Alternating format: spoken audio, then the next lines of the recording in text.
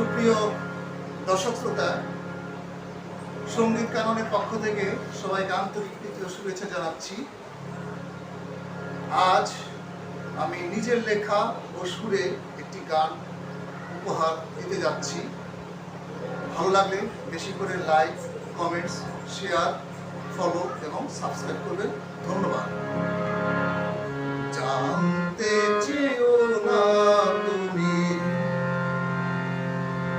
ক্ষতি হলো কার, সুখে থাকো তুমি, কামনায় আমার।